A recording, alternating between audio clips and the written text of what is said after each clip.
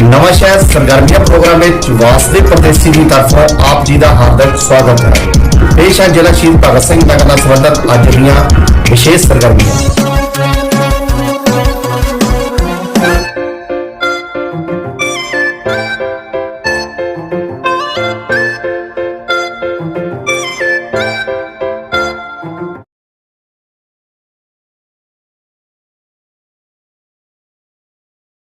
Chindus family resto बार एक multi cuisine restaurant का स्वाद जो तुहानू हमेशा रहेगा याद। आज ही आओ Chindu's family resto bar, Chandigarh road, Nawa Shahr. Call 7837000066।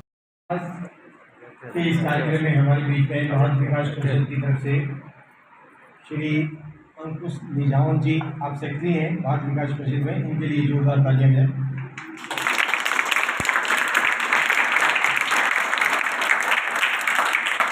हमारे बीच में है श्री प्रवींद्र बत्रा जी, हमारे रिसोर्स पर्सन रहेंगे, और हमारे साथ में हमारे सदैव श्री वासुदेव परदेसी जी, वो भी हमारे बीच में तालियां बजाएं।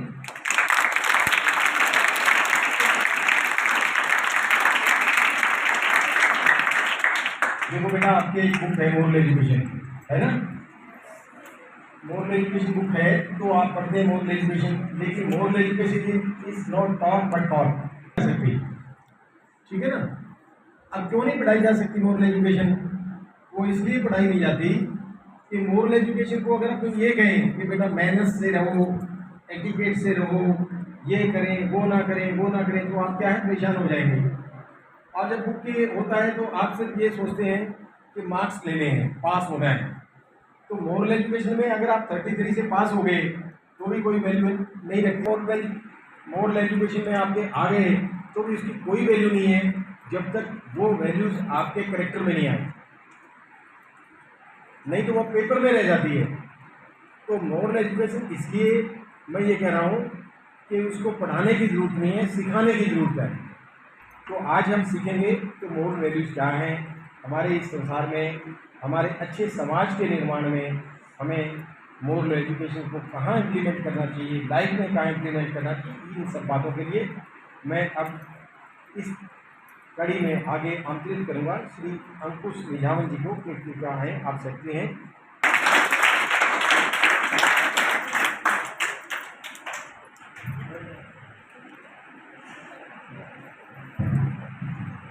Good morning.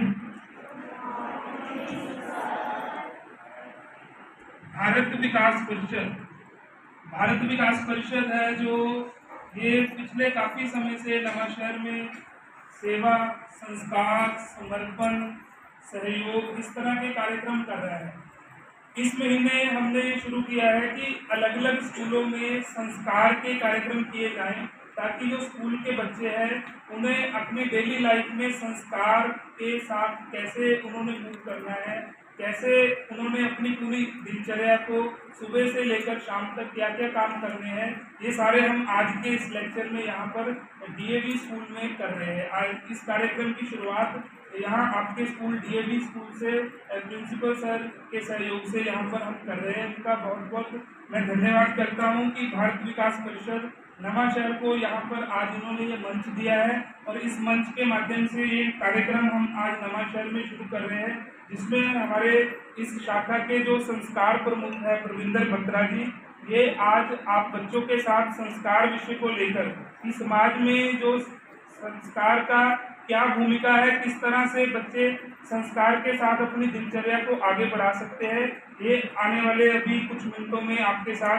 डिस्कस करेंगे। बहुत बहुत धन्यवाद। अब मैं प्रवींद्र बत्रा जी से निवेदन करूंगा कि आज के इस कार्यक्रम को आगे बढ़ाएं। आज के इस सुंदर कार्यक्रम में मेरे प्यारे प्यारे बच्चों का बहुत स्वागत। आज हम जीवन में एक महत्वपूर्ण शिक्षा प्राप्त करने के लिए यहाँ एकत्र हुए।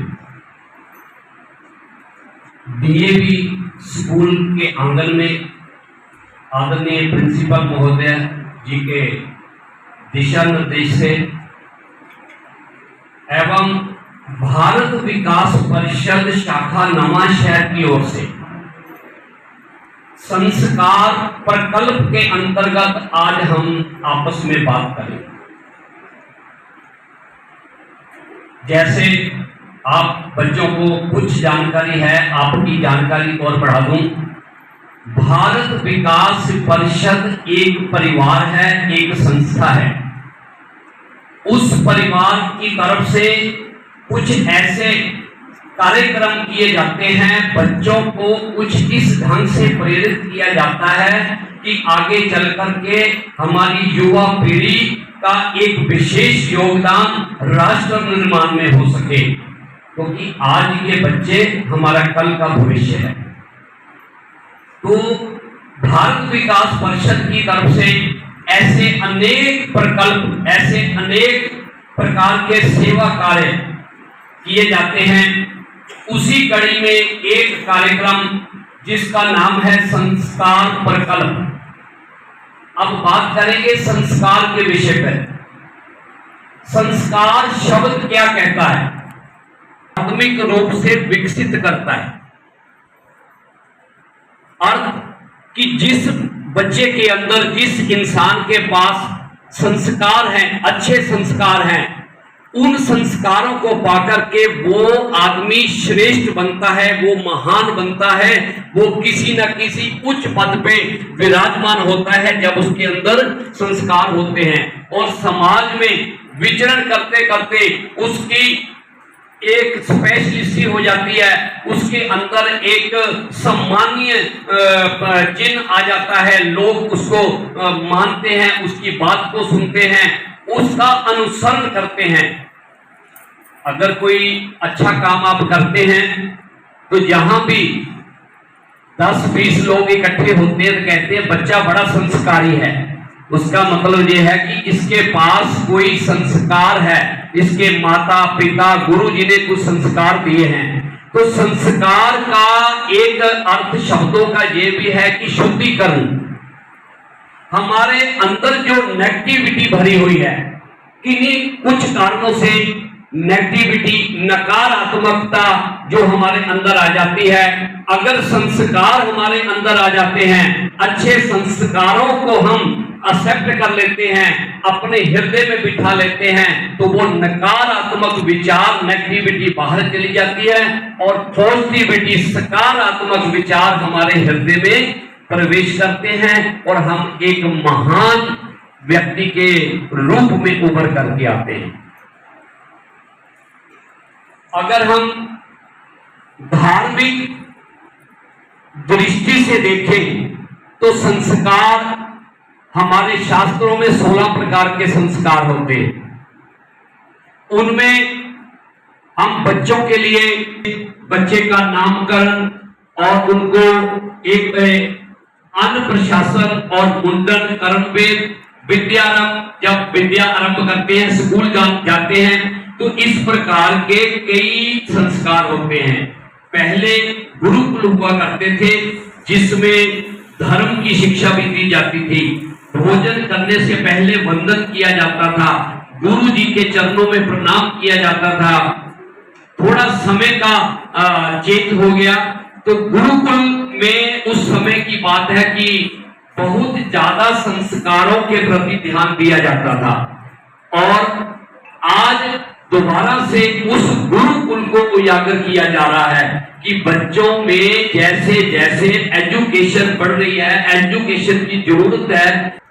हम शुरुआत करते हैं अपनी दिनचर्या से। सुबह उठ करके हमने सबसे पहले क्या करना है? एक उदाहरण है हमारे रामायण में। रामायण एक ग्रंथ है जिसमें भगवान राम ने बहुत सुंदर शिक्षा हम सभी को प्रदान की है, बच्चों को, बड़ों को। राम जी क्या करते थे? प्रातः काल उठ के रघुनाथा, मात पिता गुरु नावे माथा। सुबह उठ करके माता पिता के चरणों को प्रणाम करते, स्पर्श करते और फिर स्कूल आकर के गुरु जी के चरणों में प्रणाम करते, तब कोई दूसरा काम करते। तो ये एक संस्कार है।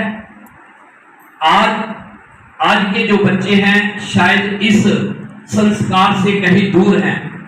तो मैं आप सभी बच्चों से ये एक आग्रह, एक निवेदन करता हूं, अगर आप जीवन में बहुत महान शख्सियत बनना चाहते हैं, एक कामयाबी को हासिल करना चाहते हैं, आप अंतरिक्ष में उड़ना चाहते हैं, बहुत बड़ी पदवी को पाना चाहते हैं, तो सुबह उठ करके अपने माता पिता को प्रणाम जरूर करना। सर्वप्रथम माता पिता को प्रणाम करना, गुरु को प्रणाम करना, इस संस्कार को आपने अपनाना है। उसके बाद दूसरी अवस्था आती है, दूसरा समय आता है भोजन का। जब आप भोजन करें तो आपके अंदर ये संस्कार आना चाहिए कि भोजन जो हमें भगवान ने दिया है, थैंक्स गॉड। हमेशा जो भी पदार्थ आपको जीवन में मिला है, जिससे आपका जीवन चल रहा है, उसके लिए भगवान को धन्यवाद करें, थैंक्स गॉड, दोनों हाथ जोड़ करके प्रणाम करें। हे भगवान, आज आपने हमें भोजन दिया, आपका धन्यवाद। ये भी एक सुंदर संस्कार है, आप में होना जरूरी है। उसके बाद बच्चों के लिए आज का स्पेशल कार्यक्रम है कि आप स्कूल में आ गए। स्कूल में आकर के जो आपके टीचर हैं, सभी टीचर को प्रणाम करें, उनका अभिवादन करें, उनका आशीर्वाद प्राप्त करें। जितना अधिकार माता पिता का है, उतना ही अधिकार स्कूल में टीचर का यानी गुरु का है। गुरु आपको ऐसी शिक्षा प्रदान करते हैं जिस शिक्षा के माध्यम से आप अपने जीवन को सफल जीवन बना सकते हैं।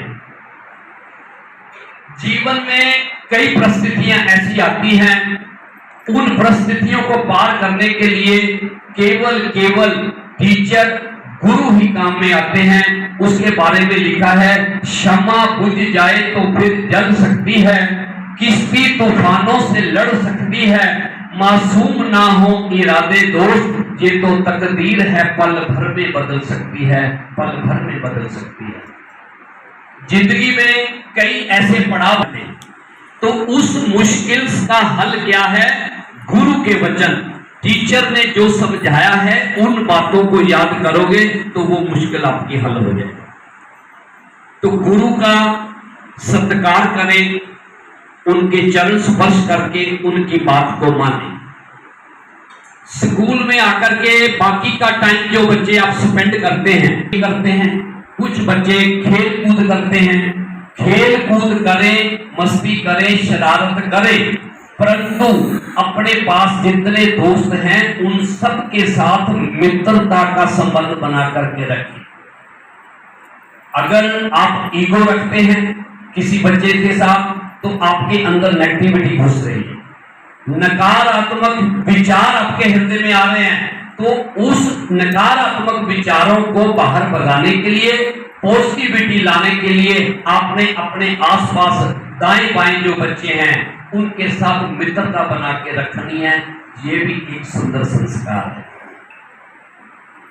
और स्कूल के अंदर आकर के एक बहुत बड़ा एक रिश्ता है अनुशासन के साथ। अनुशासन, डिसिप्लिन। अगर आप डिसिप्लिन में रहते हैं आज, तो आज वाला जो समय है वो कल आपके काम आएगा। आज का अनुशासन, डिसिप्लिन जिसमें आप रहेंगे, वो डिसिप्लिन कल को आपको एक ऊंचे शिखर पर ले जाएगा। अनुशासन बहुत जरूरी है।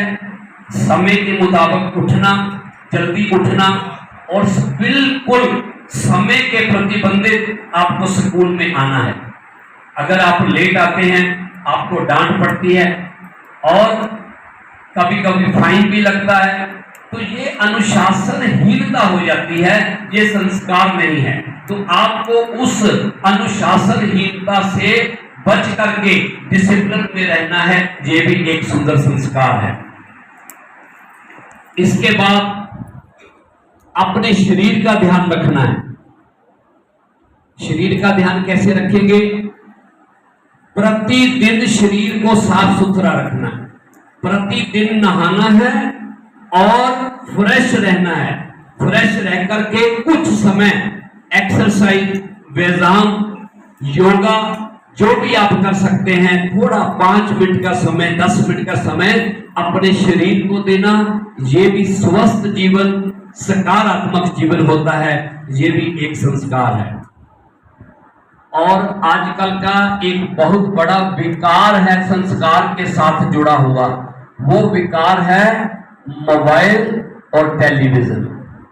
जो बच्चे मोबाइल को ज्यादा यूज करते हैं वो ध्यान दें, मोबाइल ज्यादा यूज करना एक विकार है और अच्छी किताबें पढ़ना एक संस्कार है। संस्कार को अपनाएं और नकारात्मक को भगाएं। तो ज्यादा मोबाइल चलाना सेहत के लिए भी हानिकारक है। आपके ब्रेन को वो वॉश करता है इस तरह से कि आपका विचारधारा जो है वो नेगेटिविटी की ओर चली जाती है। ये एक अच्छा संस्कार है आज के विषय में कि अच्छी पुस्तकें पढ़ें, धार्मिक पुस्तकों में मन लगाएं, उनको पढ़ें। अब इसके बाद एक लास्ट विचार जो बहुत जरूरी है, हम सभी उस ईश्वर की संतान हैं। भगवान ने हमको जन्म दिया है, बहुत सुंदर शरीर दिया है। 84 लाख योनियों में आकर के हम सभी लोग जन्म लेते हैं। कोई पशु योनि में जाता है, कोई सर्प योनि में जाता है। थैंक्स गॉड कि हमें ये मानव शरीर मनुष्य का चोला मिला, हमें इंसान बनाया गया। थोड़ा ये गहन विषय है, बच्चे थोड़ा नहीं समझ पाएंगे तो मैं शॉर्ट करता हूं कि हमें ये मानव शरीर इसलिए मिला है कि हम किसी दूसरे के काम आ सके, किसी दूसरे की सहायता करें। जो बेजुबान है, जो बोल करके नहीं बता सकता, जैसे डॉग है, गाय है, पंछी है उड़ने वाले, उन सब की सहायता करनी, ये एक सुंदर संस्कार है। इसके साथ साथ जिस भगवान ने हमें ये सुंदर जीवन दिया, हमें ये मानव का शरीर दिया, एक उनका भी हमने कर्ज चुकाना है कि प्रतिदिन भगवान का वंदन करना है। क्या करना है? उनकी वंदना, प्रेज करनी है, उनकी आरती करनी है, उनका भजन करना है। 5 मिनट, 10 मिनट, जितना भी समय हम निकाल सकते हैं, जैसे हम खेल कूद के लिए निकालते हैं, ट्यूशन भी जाना है, स्कूल भी आना है, ऐसे ही 5 मिनट का समय निकाल करके उस भगवान का धन्यवाद करना है जिसने हमें खाने के लिए भोजन दिया, हमें आराम करने के लिए इतना सुंदर मकान दिया, कहीं आने जाने के लिए गाड़ी मिली, हमारे हाथ में मोबाइल है, और हर तरह का सुख साधन हमें भगवान ने दिया है। तो भगवान का बहुत बहुत धन्यवाद करना, ये सबसे बड़ा एक वंदन, एक संस्कार है जिसको आप सभी ने अपनाना है। अब मैं बच्चों से ये पूछना चाहूँगा, इस 10-15 मिनट के मेरे प्रबोधन में जिसको कोई बात समझ आई है, जिनको कुछ समझ आया पहली बार, कि जो मैंने बताया वो समझ आया, ज़्यादा बच्चों को समझ आया, कुछ को नहीं आया, तो पूरा हाथ खड़ा करो, एक बार नीचे करो। जो बच्चे आज वाले प्रबोधन को कल अपनाएंगे, सुबह जल्दी उठेंगे, माता पिता के चरणों का स्पर्श करेंगे, स्कूल आकर के गुरु जी के चरणों को स्पर्श करेंगे, उनको प्रणाम करेंगे, जो भी बोलेंगे, जैसे भी गुड मॉर्निंग बोलते हैं, राम राम बोलते हैं, कुछ भी भाषा से, और स्कूल में आकर के अनुशासन बना करके नहीं करेंगे, फ्रेंडशिप रखेंगे, मित्रता का भाव होगा, और शाम को घर जाकर के कुछ योगा एक्सरसाइज करना है, और भोजन करते समय भगवान का धन्यवाद करना है, और शाम को भगवान के सामने हाथ जोड़ करके उनका वंदन, आरती, प्रार्थना करनी है। तो इन्हीं ਇਹ ਸਨ ਜ਼ਿਲ੍ਹਾ ਸ਼ਹੀਦ ਭਗਤ ਸਿੰਘ ਨਗਰ ਨਾਲ ਸੰਬੰਧਿਤ ਅੱਜ ਦੀਆਂ ਵਿਸ਼ੇਸ਼ ਸਰਗਰਮੀਆਂ। ਕੱਲ ਫੇਰ ਨਵੀਆਂ ਤੇ ਤਾਜ਼ੀਆਂ ਸਰਗਰਮੀਆਂ ਲੈ ਕੇ ਹਾਜ਼ਰ ਹੋਵਾਂਗੇ। ਉਦੋਂ ਤੱਕ ਵਾਸਤੇ ਪਰਦੇਸੀ ਨੂੰ ਇਜਾਜ਼ਤ ਦਿਓ। ਧੰਨਵਾਦ।